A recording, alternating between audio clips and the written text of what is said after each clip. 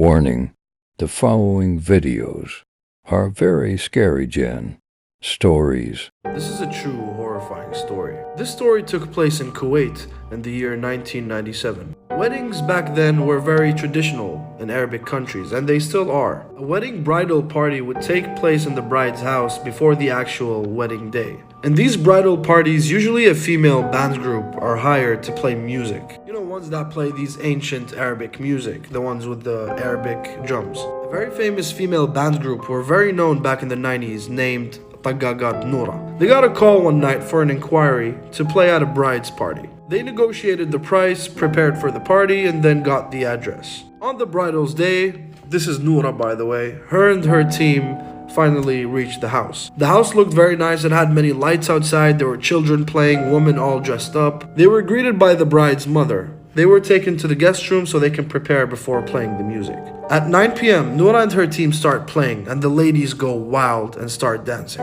They did not stop playing the music till 12 midnight. They asked the bride's mom for a short break, but she refused. She told them that she would pay them extra if they continued playing the music. So they keep playing for an extra 2 hours, and they get shocked at how these ladies don't get tired from all this dancing. At one point, the electricity goes completely off, and then they were ordered to continue playing so they can send someone to check the electricity. So Noura and her team continue playing in pitch darkness. The way these women were dancing was kinda off and strange. It was kinda scary in a way that this band has never seen before. So this is what happened next. One of the artists fainted on stage. They immediately stopped playing, picked her up and took her to the guest room. They tried to wake her up, and then she did and started crying from fear. They asked her what was going on, what happened, and she responded by saying one of the women that were dancing had legs that did not look like human legs. They looked like goat legs. And Noura immediately knew what kind of beings were inside this house. They slowly snuck outside through the window and started running for their lives.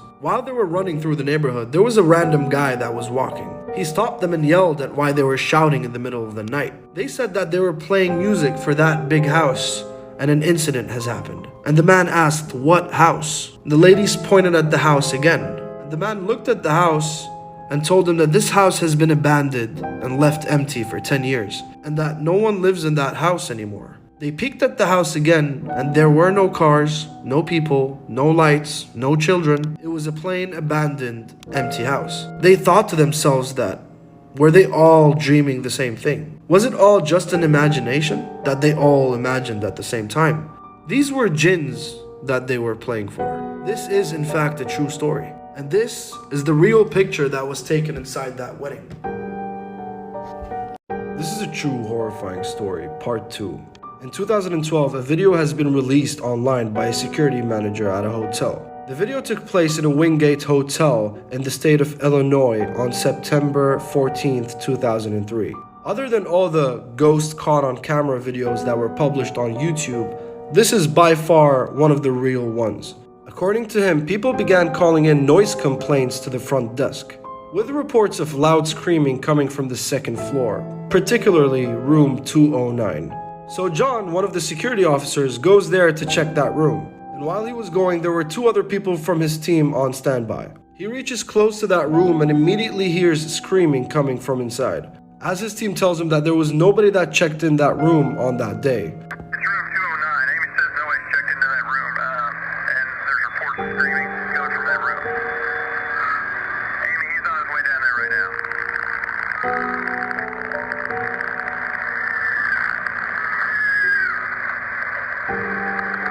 What's going on, John?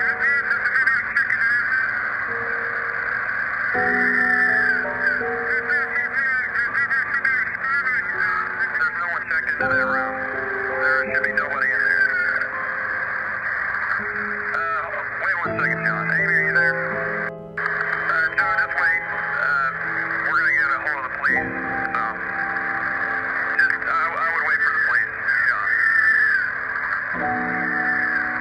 Amy, John's gonna enter the room real quick just to check, make sure, see what's going on.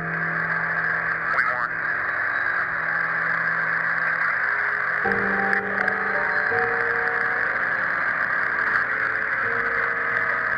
John? John, are you there? Now we all noticed that the lights outside started to flicker, but did you notice the figure that left that room?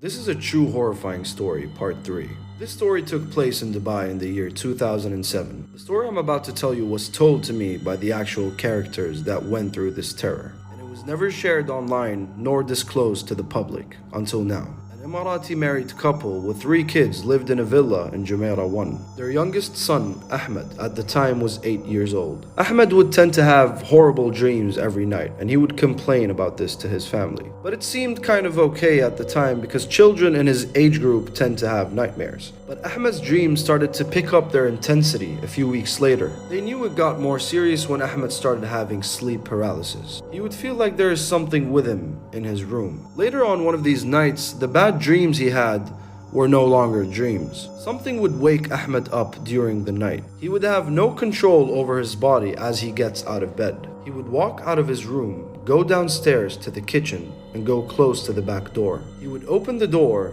As his foot leaves the door, he would gain control over his body again. He was certain that it was not him sleepwalking. He was conscious throughout the whole trip. After gaining control over his body, he would run to his mom crying from fear. She slept next to him later that night till the next morning. The next day, he would sleep, wake up, and the same exact routine would repeat. Goes downstairs, goes to the kitchen. As he steps outside, he gains control over his body. This would happen to Ahmed almost every night for 2 years straight, to the point where Ahmed got used to it. Though that's not the freaky part about this whole story. After Ahmed's reoccurring event, Ahmed's mom decided to lock the kitchen door and hide the keys. She wanted to test this out on one of these nights. So later that night, Ahmed sleeps, wakes up, goes downstairs to the kitchen, grabs the doorknob, and there you have it. The door is unlocked. The door locking process would take place every single night, but the door will always somehow be unlocked. Like something is trying to get Ahmed out of that house at night. Eventually, Ahmed turned 10 or 11 years old a few years later. And thankfully, these paranormal night walks have stopped. He is 23 years old today, and nothing has happened after that last time 12 years ago. But the story still haunts him till this day, wondering why and who was trying to get Ahmed out of that house.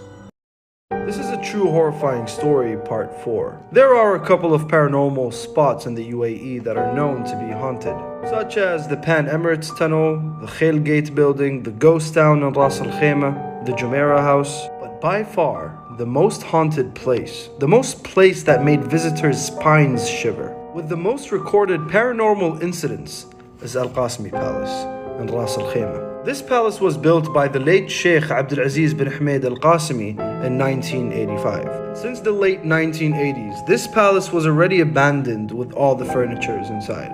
A man was called to come into this palace 20 years ago. He was a little bit worried because he knows about the supernatural spirits that roam its halls. He had a maintenance work order to work in one of the rooms in that palace since the palace was sold to someone else. On the first day of his jobs, things such as his tools would be found misplaced. He would take something out of his bag and then leave, come back, and that tool is back in the bag again. These few things were only confusing him. He did not think otherwise. A few days later, these chandeliers would rock right and left while there was no wind in that room. In some occasions, this man would hear children's voices inside the palace and ignore it for hours. Through reflections, he would see glimpses of children staring at him for a split second. He was reporting these cases to the people in charge, but no actions were taken. A week later, this man would see furniture being tossed around like toys in front of his eyes. Entities that have intense amount of power that can manage to toss couches and tables across a whole room. He felt completely uninvited and decided to leave that work order. On that same year, holy men would come, read prayers, and cleanse the palace. No serious reports were made later on. But till this very day, the voices are still heard by some visitors that these beings don't like. And these same visitors would witness what seems to be like children would stare at them from the windows as they walk out.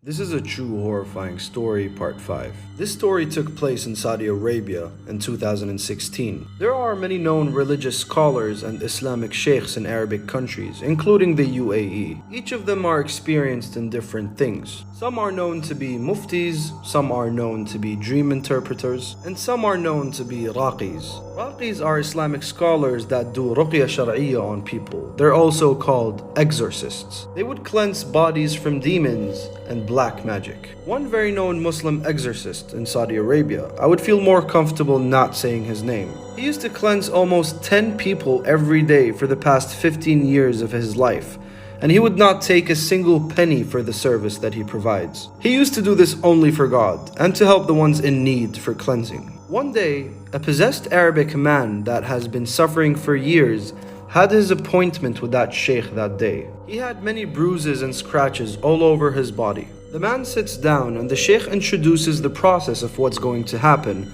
and tells the man not to worry. The sheikh had 4 other men with him in case things go bad. The sheikh starts to recite a few verses from the Quran to test the man's body language. His fingers started to twitch as his head tilted down. He slowly starts to recite the ruqya, and the man's fingers all start rotating back abnormally. 20 minutes later, the sheikh stops for a moment.